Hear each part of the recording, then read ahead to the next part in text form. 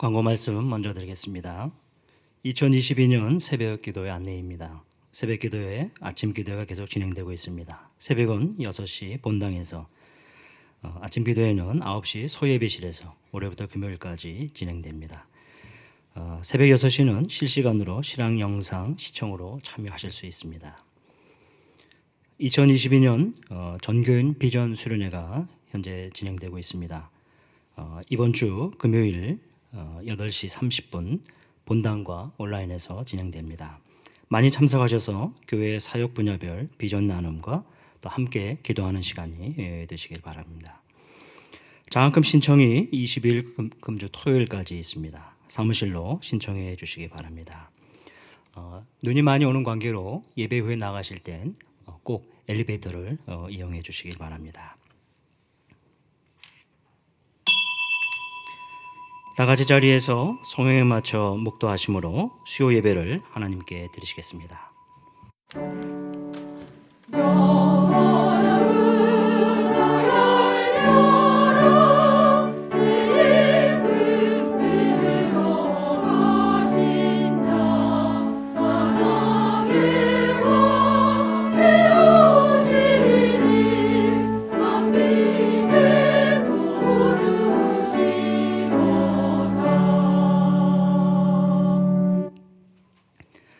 내가 여호와를 기다리고 기다렸더니 귀를 기울이사 나의 부르짖음을 들으셨도다. 나를 기가 막힐 웅덩이와 수렁에서 끌어올리시고 내 발을 반석 위에 두사 내 걸음을 견고하게 하셨도다. 새 노래 우리 하나님께 올릴 찬송을 내 입에 두셨으니 많은 사람이 보고 두려워하여 여호와를 의지하리로다. 아멘. 은혜와 자비가 풍성하신 우리 하나님 아버지, 주의 은혜로 인해 감사와 찬송을 주님께 올려드립니다. 이 시간 3일 예배로 부르시고 주의 전에 서게 해주신 것 감사합니다. 주님, 이 시간 헐벗고 주린 심령으로 주님께 나아가게 하옵소서. 예배를 통해 주님 만나 배웠고 충만한 은혜를 입게 하옵소서. 예배 시종을 주님께 의탁하옵고 예수님의 이름으로 기도하옵나이다. 아멘. 다 같이 찬송가 309장 목마른 내용은 부르신 후에 조명자 권사님께서 대표로 기도해 주시겠습니다.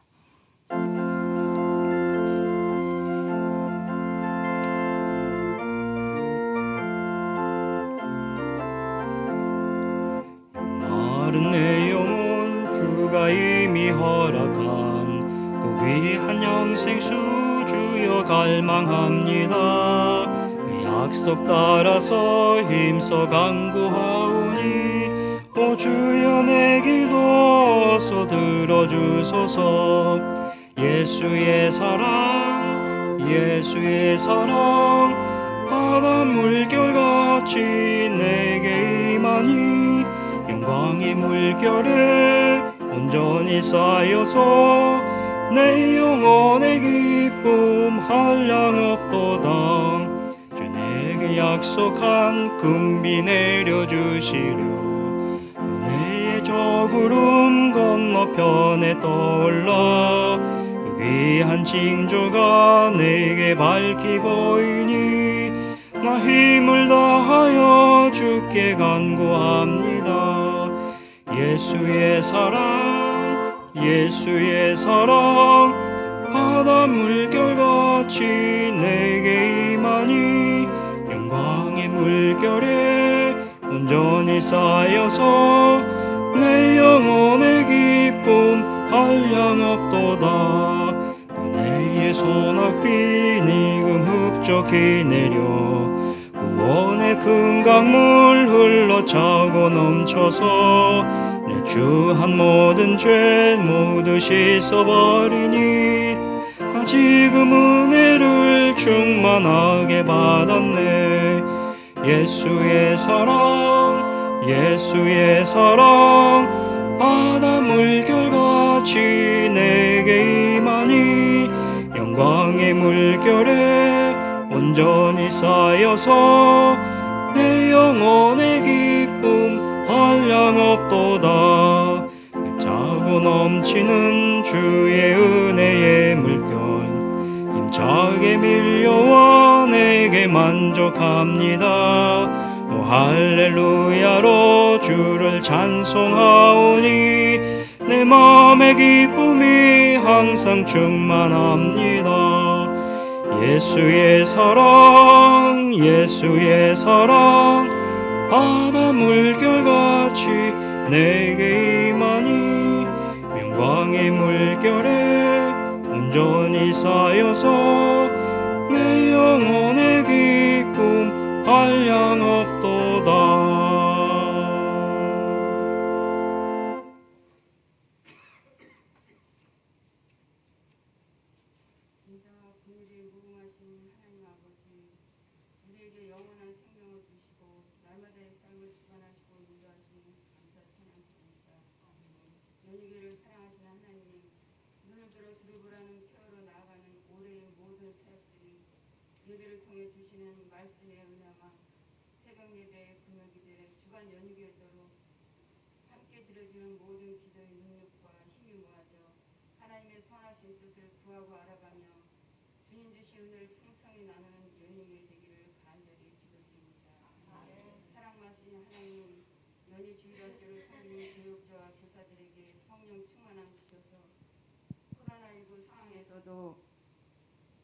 아이들을 사랑하고 섬기는 일에 부족함이 없도록 주님의 사랑으로 인도하여 주시길 기도합니다.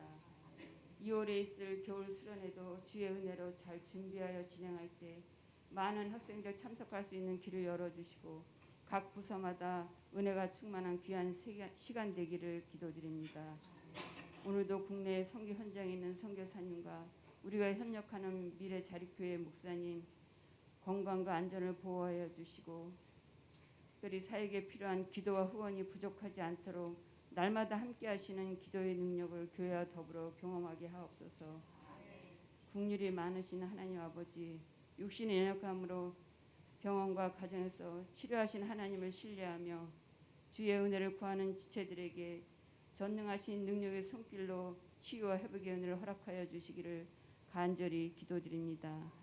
이 시간 말씀을 선포하실 박모세 선교사님, 진리의 말씀을 전하시기에 부족함 없도록 성령 충만함 주시고 지혜와 지식의 은사를 더하여 주시옵소서.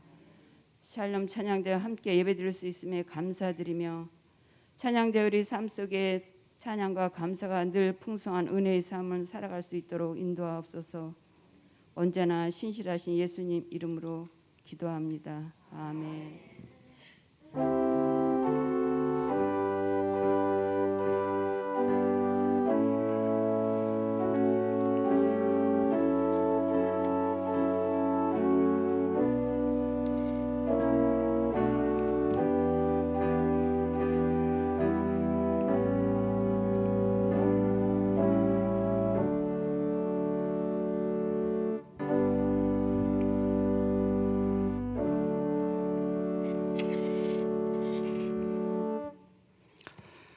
오늘 주시는 하나님의 말씀입니다. 베드로전서 2장 11절에서 12절 말씀입니다.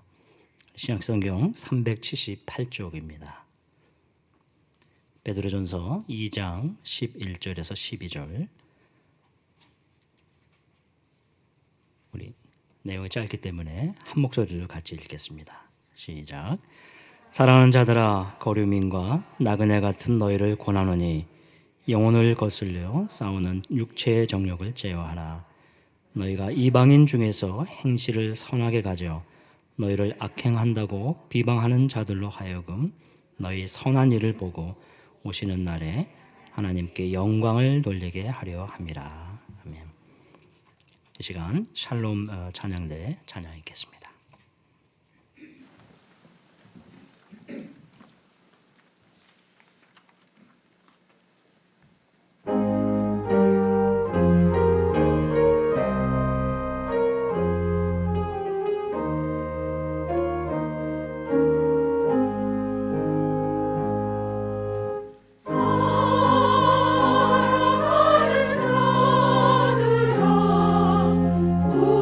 우리가 서로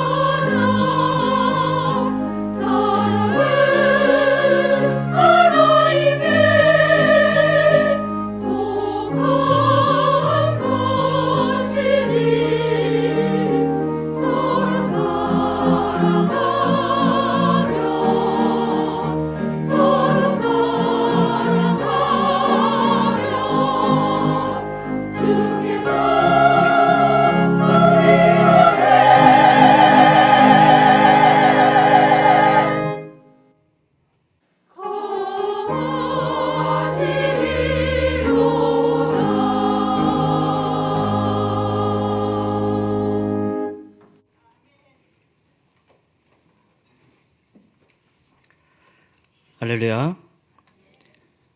수요 예배 올 때마다 더 기대가 되는 것은 우리 샬롬 찬양대의 아름다운 선율이 더 기다려지는 것 같습니다. 하나님께서 귀한 영광 받으실 줄도 믿습니다. 오늘 대면 예배에 오신 여러분 모두를 환영합니다. 그리고 주님의 이름으로 축복합니다. 우리 옆에 분들하고 한번 인사 나누실까요? 오늘 예배에 잘 오셨습니다. 온라인에서 함께 또 예배에 참여하시는 우리 성도님들도 잘 오셨습니다. 함께 귀한 예배 가운데 은혜를 입기를 소원합니다. 오늘 본문을 통해서 선한 행실로 하나님께 영광을이라는 제목으로 함께 은혜를 나누고자 합니다. 코로나가 3년째 접어들었습니다. 처음 시작할 때만 해도 몇 달만 지나면 1년이 지났을 때 이제 내년에는 좀 더 가라앉을 수 있겠지. 2년 지나는 동안에 그렇게 지나갔던 이 코로나 시기도 벌써 3년째 접어들었습니다. 작년 중반만 해도 이 백신이 나왔고 이 접종이 시작할 때만 해도 우리 모두는 또 다른 기대를 가지고 있었죠. 근데 2차가 이제 다 맞춰져 가고 부스터 샷이라고 하는 또 다른 3차가 이제 시작됐습니다. 세계 곳곳에서는 4차가 한참 진행되는 것도 이제 늘어나고 있습니다. 아마 이런 추세를 본다면 이제 5차, 6차 이제 이런 얘기가 나올 것도 시간 문제일 것 같습니다. 교회에서 원활한 모임을 갖게 되기까지 얼마나 더 많은 시간을 기다려야 되겠는지요. 주일 식당이 참 그립습니다. 우리 밥과 국과 함께 우리 김치 반찬이 왜 이렇게 그리운가요? 언제 둘러 앉아서 그렇게 식사를 같이 할 수 있겠는지요. 이렇게 아쉬움이 많은 시간임과 동시에 커다란 공백을 통해서 그동안 우리가 생각하지 못했던 것들을 또 돌아보는 시간을 갖기도 합니다. 예배가 어떤 것인가? 그리고 교회의 진정한 모습은 어떤 것인가? 앞으로 우리는 좀 더 이런 질문들을 많이 할 필요가 있을 것 같습니다. 우리 교회는 그동안 어떻게 지내왔는가? 교회에서 예배를 많이 드렸었는데 우리가 도대체 어떤 모양으로 예배를 드려왔고 또 나는 어떻게 예배를 참여해왔는가?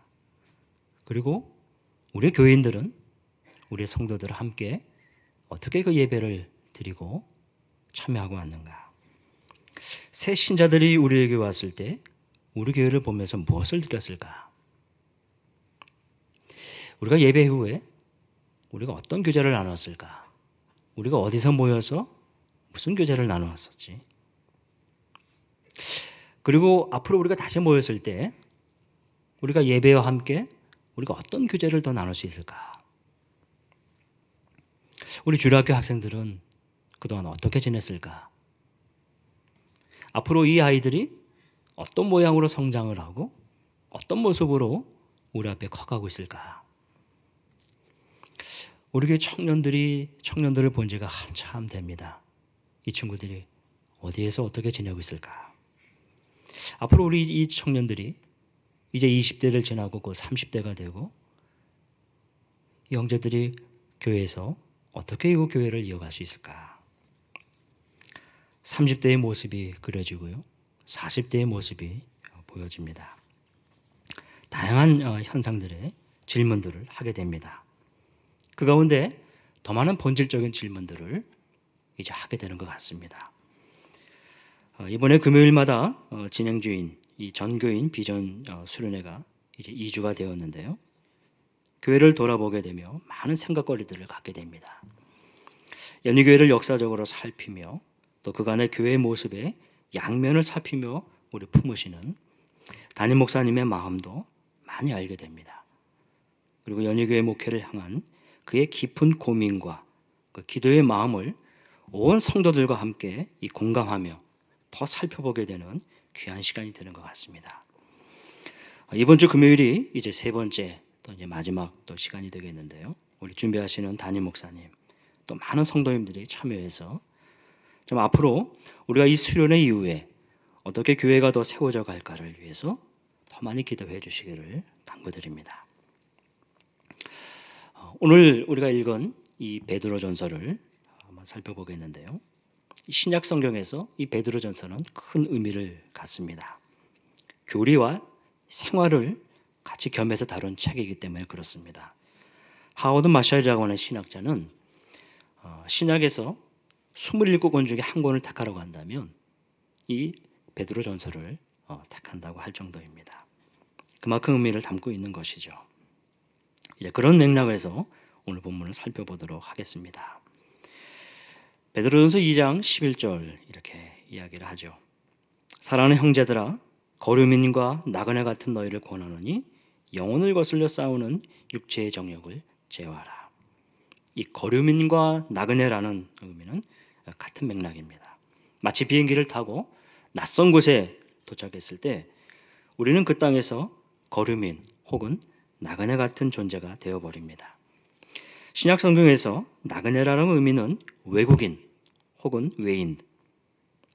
그래서 이것은 어떤 면에서 언제나 괴롭고 고통스러운 삶인 것처럼 그렇게 표현이 됩니다. 고통과 외로움, 이것이 나그네와 거류민들이 갖고 있는 하나의 공통점이라 할 수 있을 것입니다. 이것뿐만 아니라 이 나그네라고 하는 의미 속에는 세상에서의 정체성을 말해줍니다. 교회로부터의 나그네라고 이렇게 표현을 하진 않죠. 베드로전서 1장 1절엔 이렇게 서신을 시작하죠. 예수 그리스도의 사도 베드로는 본도, 갈라디아, 갑바도기아, 아시아와 비두니에 흩어진 나그네. 소아시아에 흩어져 있는 유대인들, 특별히 이 디아스포라 유대인들을 가리켜 이 나그네라고 부르고 있습니다.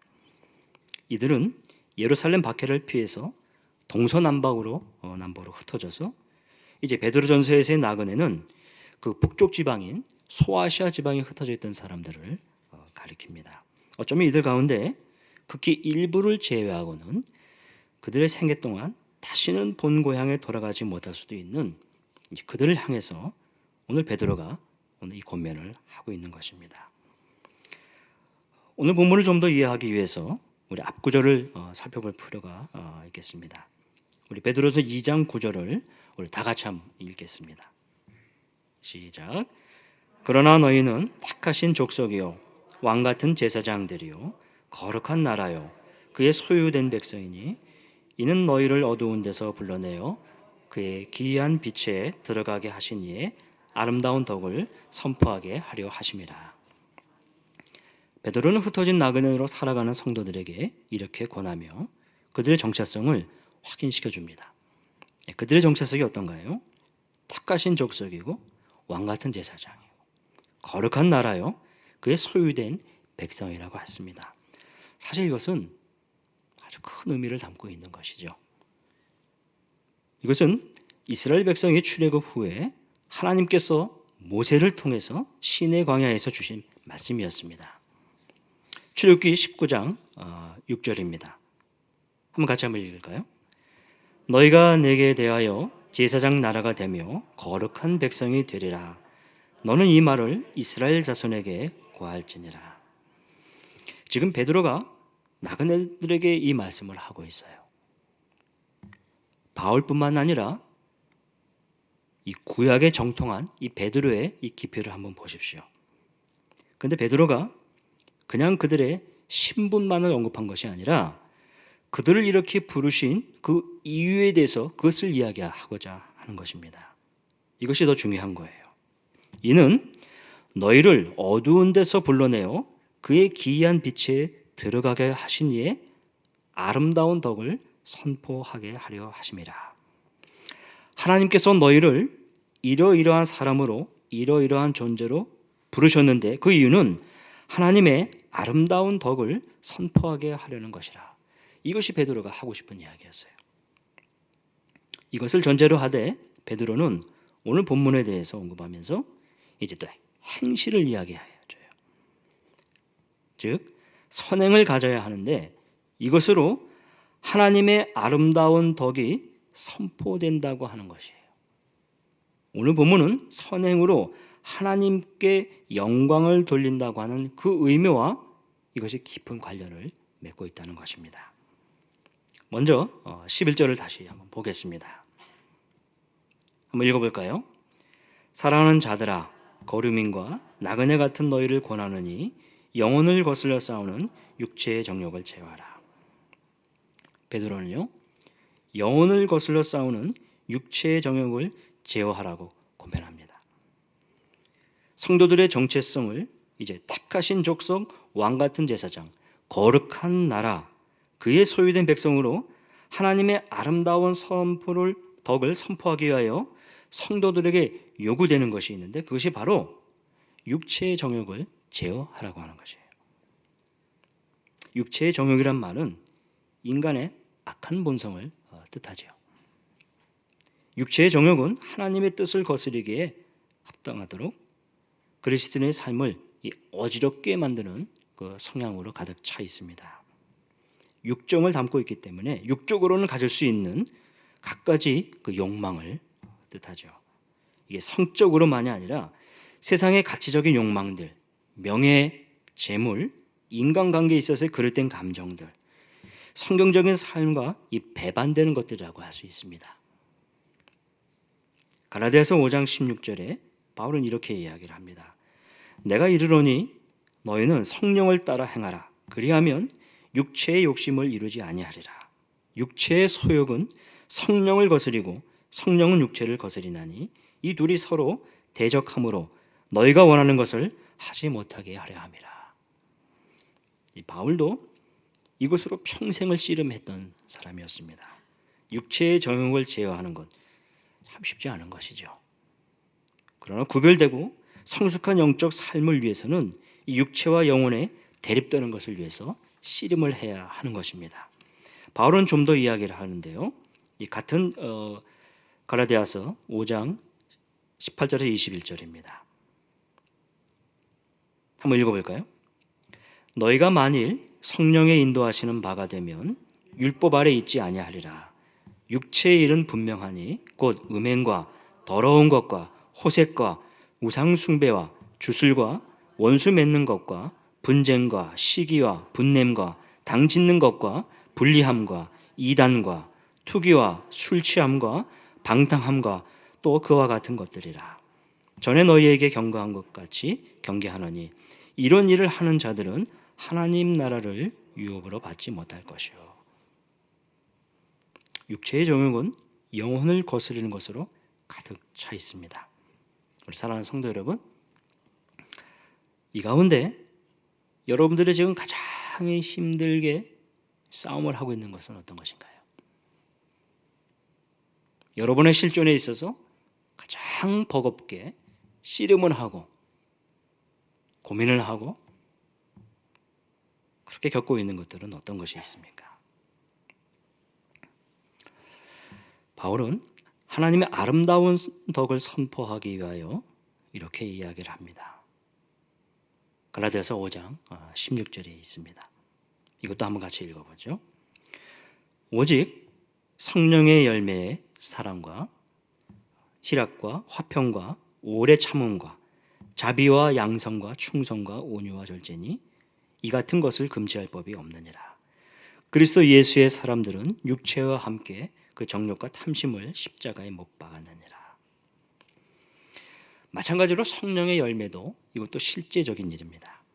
우리의 기도가 우리의 삶의 실제에서 드러나야 하는 것이 바로 이 성령의 열매가 되어야 할 것입니다. 현실적으로 해결해야 할 것이 많은 있고요. 많은 기도 제목들이 있지만 육체의 정욕을 제어하는 삶을 위해 성령의 열매를 더 구하는 삶을 위해 기도해야 할 것입니다. 12절로 한번 넘어가도록 하겠습니다. 우리 12절을 다 같이 한번 읽을까요? 너희가 이방인 중에서 행실을 선하게 가져 너희를 악행한다고 비방하는 자들로 하여금 너희 선한 일을 보고 오시는 날에 하나님께 영광을 돌리게 하려 함이라. 육체의 정욕을 제어하라. 권면한 베드로는 이제 너희가 이방인 중에서 행실을 선하게 가져라 권면합니다. 이렇게 행실을 선하게 가지라고 하면서 그 행실을 어디에서 해야 할지 말해줍니다. 어디에서 가지라고 했죠?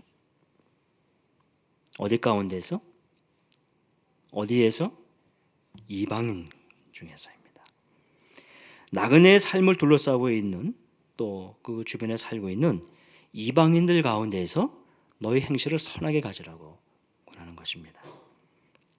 베드로는 분명히 언급하기를 나그네 그 공동체 안에서가 아니라 그 밖의 영역과 그 관계에서 선한 행실을 가지라고 권하는 것이에요. 그래서 그 이방인들로 하여금 하나님을 믿지 않는 사람들에게 하나님의 아름다운 덕이 선포되고 하나님의 영광이 드러나게 된다는 것을 말해줍니다. 여러분, 근데 이 베드로전서 2장 이 12절 이 구절을 어디서 많이 본 것 같지 않습니까? 마태복음 5장에 있는 말씀입니다. 마태복음 5장 14절 16절을 같이 한번 읽어볼까요? 너희는 세상의 빛이라 산 위에 있는 동네가 숨기우지 못할 것이요 이같이 너희 빛을 사람 앞에 비추게 하여 그들로 너희 착한 행실을 보고 하늘에 계신 너희 아버지께 영광을 돌리게 하라. 거의 같은 구절입니다. 제가 이 말씀을 여러 차례 나눌 기회가 있습니다. 그리고 앞으로도 이 말씀은 더 나눌 기회를 가질 수 있을 것 같습니다. 그만큼 중요한 의미를 담고 있는데요. 베드로는 이 말씀을 이제 그대로 인용을 합니다. 산상수훈 처음 팔복을 언급하고 주님이 그 다음에 바로 이 말씀을 이제 하셨습니다. 그런데요, 그때 베드로가 주님이 산상수훈을 얘기를 하실 때 베드로가 거기 있었어요.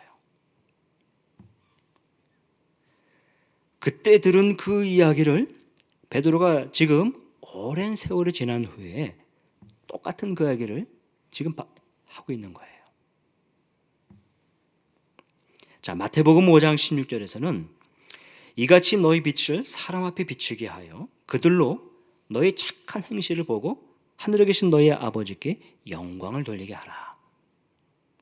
베드로전서 2장 12절에는 너희가 이방인 중에서 행실을 선하게 가져 너희를 악행한다고 비방하는 자들로 하여금 너희 선한 일을 보고 오시는 날에 하나님께 영광을 돌리게 하려 함이라. 이 두 구절 가운데 차이가 한두 군데가 있는데요. 그 중에 너희를 악행한다고 비방하는 자들로 구절이 있습니다. 마태복음은 그냥 저희로만 나오게 되는데 이 베드로전서에서는 너희를 그 저들을 가리켜서 너희를 악행한다고 비방하는 자들로 좀 더 구체적으로, 그리고 그들의 그냥 이방인이 아니라 적대 관계적인 관계로 표현을 해줍니다. 제가 생각하기에는 이렇습니다. 주님이 계셨던 초기 단계에는 당장 그렇게 적대적인 관계가 그렇지 많이 있지를 않았던 시기였던 것 같습니다. 그러나 복음이 점차 확산되면서 예수 믿는다는 것으로 특별히 로마 제국권에서 큰 핍박을 받기 시작했고 생존의 위협을 많이 직면한 그 지경 때쯤에서는 실제로 그리스도인들을 적대시하고 그들을 비방하고 그들을 악행한다고 이야기하는 사람들이 그만큼 늘어났다는 사실입니다. 실제로 네로 박해 당시에 얼마나 많은 희생을 치렀습니까? 바로 그런 배경입니다. 여기서 악행했다고 하는 것은 로마 박해 당시에 사회적으로 비춰봤을 때 이 그리스도인들이 그들 입장에서 보기에는 악행을 행한 사람들과 같이 취급이 되어졌던 것 같습니다. 성찬식을 하며 이 포도주를 마시며 사람들을 가리켜서 사람들을 잡아 이 피를 마신다라고 하는 까지 생각을 하게 되었고요. 그래서 그들을 적대시하고 경계하고 심지어는 두려움의 대상으로까지도 취급을 했던 것이 당시에 그리스도인들이 가지고 있던 신앙이자 삶의 현실이었습니다. 무엇보다 로마 황제를 숭배를 거부했던 것은 당시에 가장 악행이었습니다. 이거 하나만으로도 그들은 처형을 당했습니다. 왜냐? 신 같은 존재를 부인하는 그 행위가 그들의 그의 믿음이, 그의 신앙은 결코 받아들일 수 없는 악행이었기 때문에 그렇습니다. 그래서 그들이 얼마나 많은 고난을 겪었습니까? 히브리서 11장에는 이렇게 그들의 고난을 이렇게 표현해 줍니다. 또 어떤 이들은 조롱과 채찍질뿐 아니라 결박과 옥에 갇히는 시련을 받았으며 돌로 치는 것과 톱으로 켜는 것과 시험과 칼로 죽임을 당하고 양과 염소의 가죽을 입어 유리하며 궁핍과 학대를 받았으니 이 악행한다고 비방하는 자들로 인해 온갖 고난을 다 받았던 것이 당시 그리스도인들의 모습이었습니다. 근데 베드로는요, 이 과정을 다 겪었어요. 베드로가 산전수전을 다 겪은 인생 아니겠습니까? 그가 주님을 만나고 이제 제자가 되는 과정에 있어서 그는 많은 실수가 있었고 많은 시행착오가 있었습니다. 그러나 그가 이제 부활하신 주님을 다시 만나고 그가 새롭게 거듭남으로 그리고 성령의 충만함을 입은 이후에 그의 삶이 바뀌었습니다. 그리고 그가 예루살렘의 지도자가 되었고 숱한 과정을 겪으면서 지금 이 베드로 전서를 쓰고 있는 그는 이제 로마에서 이제 그는 죽음을 불과 얼마 되지 않고 있는 그 시점에서 이제 이 고백이자 이 글을 쓰고 있는 거예요. 그가 나그네로서의 삶과 같은 그의 인생을 주님을 만나고 그는 한 30여 년 삶에 허당한 삶을 지냈었습니다. 그리고 그가 겪었던 경험들, 그리고 그가 봤던 수많은 그 그리스도인들의 고난과 그 삶의 현장을 보면서 이제 흩어져 있는 그 나그네를 향해서 이 고면을 하고 있는 거예요. 베드로는요, 오늘 이 고면을 하면서 2장 15절에 이렇게 그들의 선행의 의미를 부여해 줍니다. 곧 선행으로 어리석은 사람들의 무식한 말을 막으시려는 것이라. 선행이 어떤 것일까요? 본문에 의하면 육체의 정욕을 제어하는 삶이 기본이 되는 것입니다. 특별히 이방인 중에서 악행한다고 비방하는 자들로 똑같이 맞서 싸우지 않는 것, 그리고 그들을 포용을 하고 악감정 대신 그들에게 그리스도의 마음으로 그들을 대하는 것, 이것이 베드로가 나그네를 향해서 그들을 향해서 권면해주고 있는 말씀입니다. 선한 삶, 선한 행실을 앞서 살펴본 갈라디아서 말씀과 같이 살펴볼 필요가 있습니다. 다시 한번 갈라디아서 5장 19절을 이 아래 말씀을 보죠. 보십시오. 육체의 일은 분명하니 곧 음행과 더러운 것과 호색과 우상숭배와 주술과 원수 맺는 것과 분쟁과 시기와 분냄과 당짓는 것과 불리함과 이단과 투기와 술취함과 방탕함, 이 그와 같은 것들이라. 전에 너에게 경계한 것 같이 경계하노니 이런 일을 하는 자들은 하나님의 나라를 유업으로 받지 못할 것이라. 하나님의 영광을 돌리게 하는 것은 고사하고 하나님의 유업을 받지 못할 것이라고 그런 강하게 경계를 합니다. 여기서 언급되고 있는 이 하나하나의 항목들은 하나님의 사람으로 지켜가야 할 기본적인 삶의 태도이자 이것이 실제이고 우리의 신앙인 것입니다. 믿는 사람들이 안으로 지켜져야 할 신앙과 영적인 삶의 모습이죠. 오늘날도 여전히 이렇게 살아가고 있는 사람들이 우리 사회 속에서 비춰지고 그들이 세상에 있는 사람들에게 보여졌을 때 이방인들에게 비춰진다면 아마 그것으로 인해서 그들은 하나님의 아름다운 덕을 그의 삶의 모습을 통해서 보여지게 되고 드러나게 되고 그것이 바로 선포가 되는 것입니다. 이것이 사람들이 그들을 향해서 엄지를 들이세우면서 아직도 이와 같은 사람이 존재하는구나. 그리고 그들이 그들의 모습을 보고 그들을 인정하게 되고 그들이 믿는 하나님을 고백할 수 있게 되는 것입니다. 이것이 하나님께 영광을 돌리는 것이에요. 우리에게 비춰지는 빛이 선한 삶의 모습을 통해서 이방인에게 전해지고 그들에게 비춰지는 믿는 자들의 선한 행실을 통해서 하나님이 인정을 받으시는 겁니다. 이것이 하나님을 인정받게 하는 것. 그것이 바로 그들로 하여금 하나님께 영광을 돌리게 하는 것.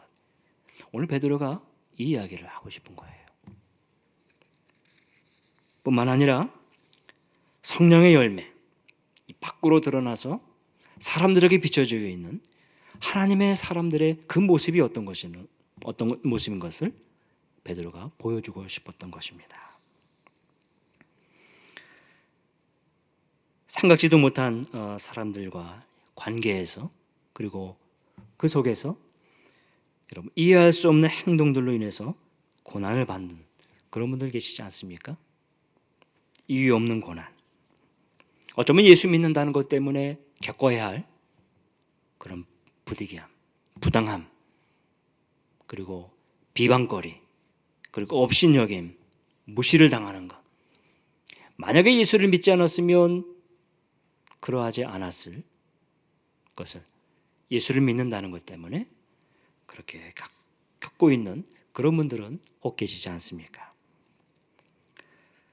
예수님이 산산수훈에서 오늘 너희는 세상의 빛이라, 그리고 너희 착한 행실을 통해서 저들로 하여금 하나님께 영광을 돌리게 하라, 그 말씀을 하셨을 때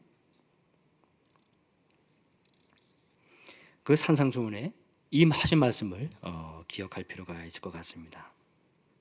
우리 마태복음 5장 9절 12절을 우리 같이 한번 읽어보겠습니다. 시작.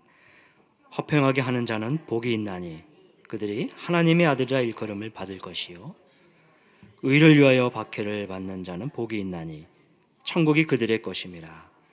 나로 말미암아 너희를 욕하고 박해하고 거짓으로 너희를 거슬려 모든 악한 말을 할 때에는 너희에게 복이 있나니 기뻐하고 즐거워하라. 하늘에서 너희의 상이 큼이라. 도 같이 하셨느니라. 아멘. 바로 이 말씀을 주님 먼저 하신 거예요.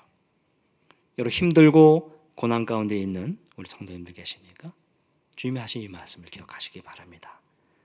그런데요, 베드로는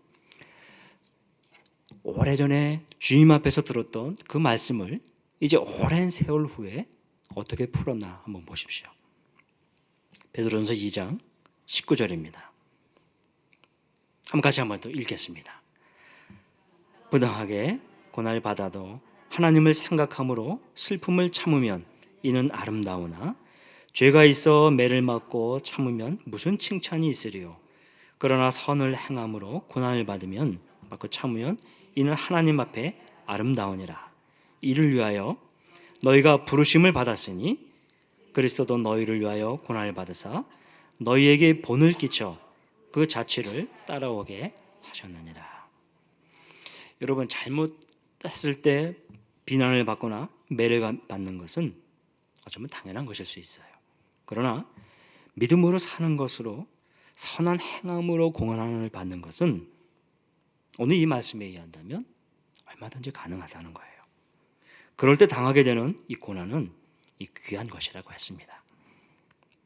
이것을 위해 부르심을 받았다고까지 한 이유가 거기에 있습니다. 그 고난의 모습을 통해 믿지 않는 사람들이 돌아오고 그리고 그 자취를 따라오게 하라는 것이 바로 오늘 주님이 오늘 주신 말씀입니다. 사랑하는 성도 여러분, 하나님께 영광을 돌리는 삶, 이것은 모든 믿는 사람들이 가져야 할 당연한 것이지만 그러나 이것은 결코 쉬운 것이 아닙니다. 그렇게 간단한 문제가 아닐 것입니다. 그러나 오늘 말씀을 통해서 우리의 삶을 돌아볼 수 있게 되기를 바랍니다. 하나님께 영광을 돌리는 삶을 사시되 여러분의 선한 행실로 하나님께 영광을 돌리게 하는 삶이 계속해서 이루어지시기를 주님의 이름으로 축원합니다. 기도하겠습니다. 하나님 아버지, 오늘 주신 말씀으로 인해 참 감사합니다. 이 말씀 통해 더욱더 주의 사람으로 온전케 세워 주시옵소서. 아직도 깨닫기 어려운 말씀, 아직도 실제가 되지 않는 말씀을 들을 때마다 주님도 깨닫게 하여 주시옵소서. 계속 가르쳐 주시고 또 깨닫게 해주시는 만큼 주의 말씀 따라 사는 삶이 되게 하여 주옵소서. 하나님께 영광 돌리는 삶이 되게 하여 주옵소서. 특별히 여전히 우리를 비방하고 심지어 악하다고 말하는 사람들 가운데 있습니까? 이 어려운 현실을 감당케 하여 주옵소서. 주님, 육체의 정욕이 많습니다. 성령께서 더욱더 다스려 주시옵소서. 더욱 거룩하며 구별되고 선하게 살아가도록 주님 힘을 더하여 주시옵소서. 주의 은혜를 더하여 주시옵소서. 오늘 말씀을 깊이 새겨주시고 또 필요할 때마다 생각나게 해 주시옵소서. 주의 영광을 드러내는 삶이 되게 하여 주옵소서.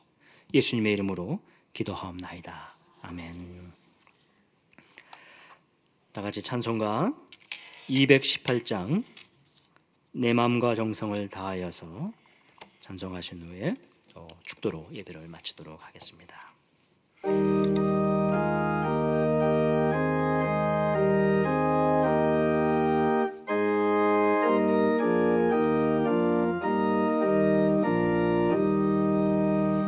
내 마음과 정성을 다하여서 주 너의 하나님을 사랑하라.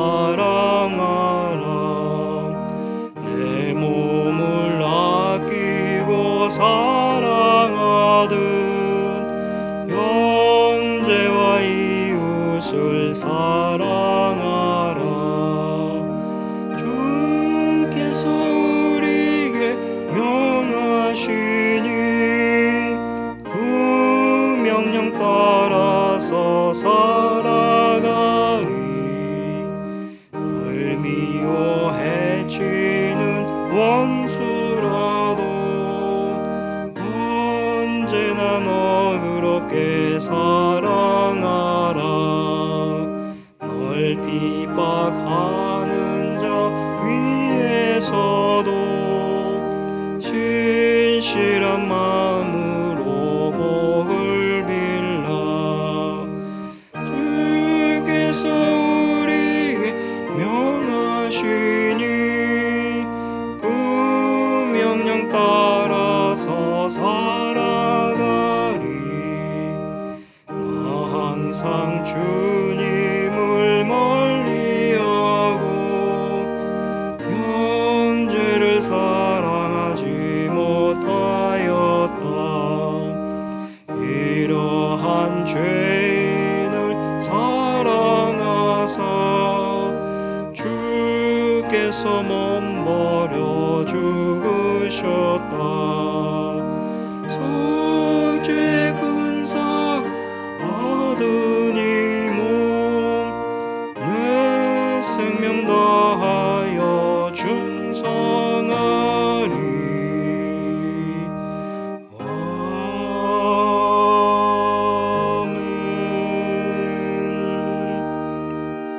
아멘. 지금은 우리 주님 예수 그리스도의 은혜와 아버지 하나님의 그 크신 사랑하심과 성령님의 감동 감화 인도 충만하신 은총이 오늘 주의 말씀을 듣고 나그네로 살아가는 삶의 여정 가운데 선한 삶과 행실로 하나님께 영광을 돌리며 살아가기로 다짐하는 연희 모든 성도들과 그 일터 위에 지금으로부터 영원토록 항상 함께 있을지어다. 아멘. 우리